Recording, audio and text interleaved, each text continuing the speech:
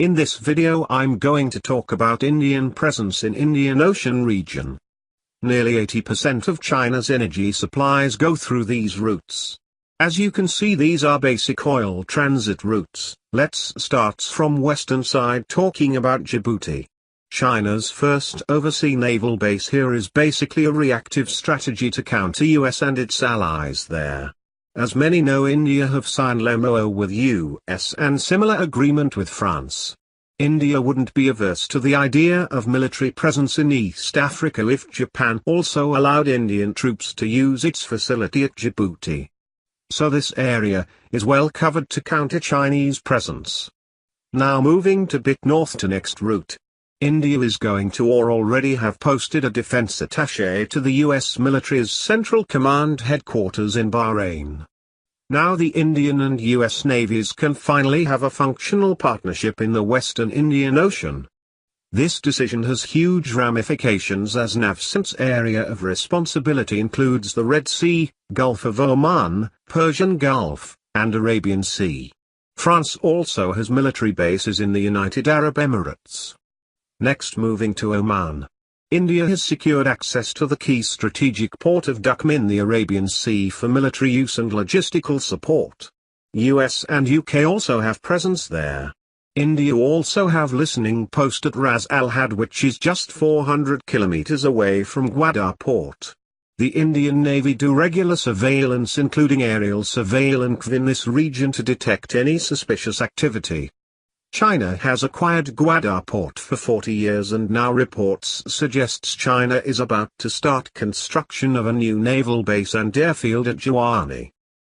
India have defense cooperation agreement with Tanzania, Kenya, and Mozambique. China also have significant presence there. India has an interception post in the far north of Madagascar since 2007.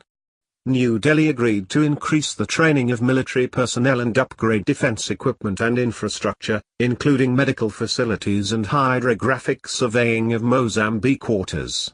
India even resurrected a dormant joint defense working group with Maputo, expanding training and capacity building aid to Mozambique's intelligence service. India's priority in Mauritius is developing a new airstrip and jetty facilities on the islands of Igaliga, which is set to assist in the installation of state-of-the-art telecommunications equipment. The Indian Navy could use them from 2020 and after. India had offered a $100 million letter of credit for defense purchases also.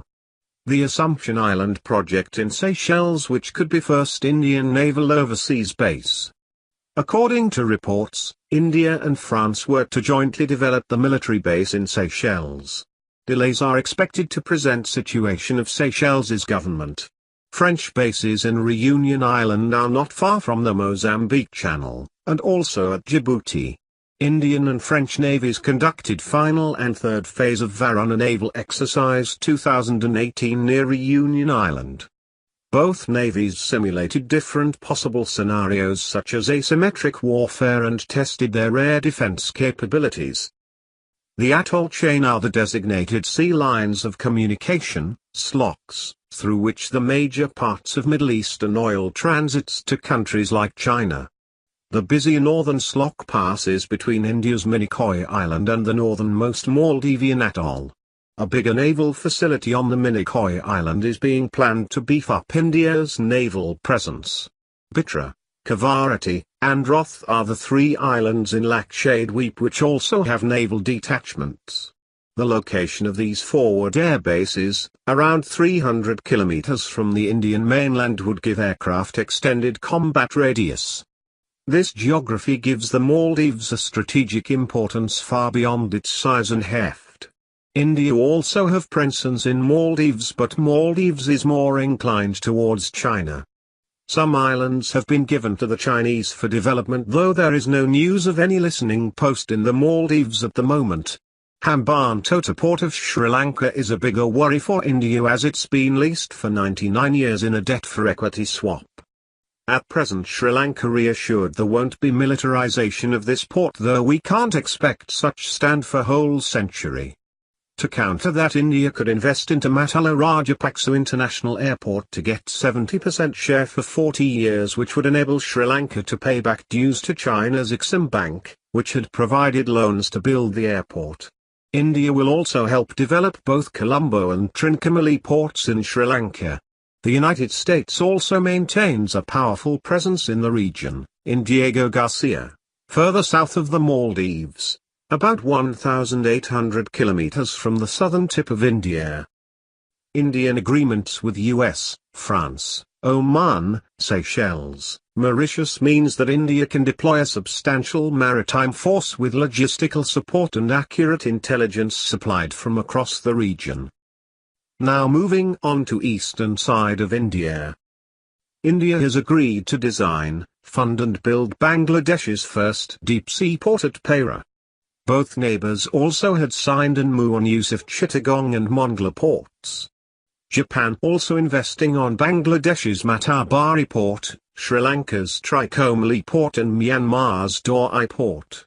After Chabahar port, Doi Deep Sea Port is second major economic port for India, which will be connected to corridors like Agh, Mak etc. India also assisting in Myanmar's Sit Deep Sea Port, which is a part Caledon project.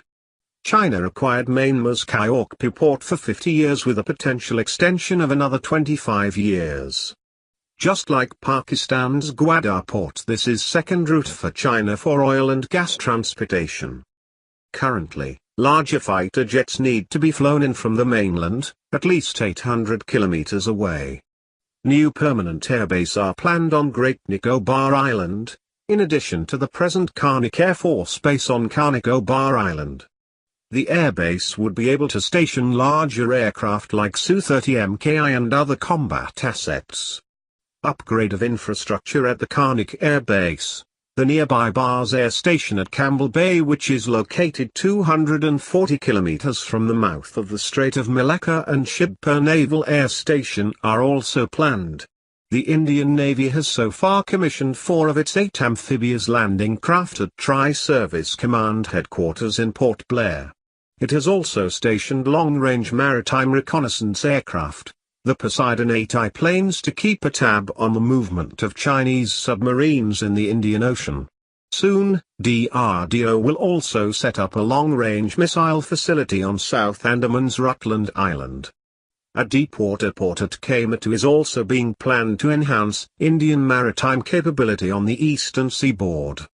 Japan is helping India to develop civilian and strategic infrastructure in the ANN Islands.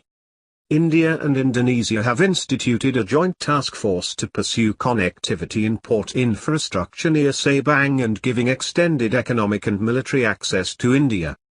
Sabang port has a depth of 40 meters, which is good even for submarines. India and Singapore navies have signed an agreement on logistics cooperation. Singapore's Cheney Naval Base will be used for refueling and resupplying the permanently deployed Indian warship at the Malacca Strait, aimed at securing India's interests in the choke point. Recently, the Indian and Vietnamese navies also hold their first ever joint exercise. This could be beginning of Indian presence to the South China Sea.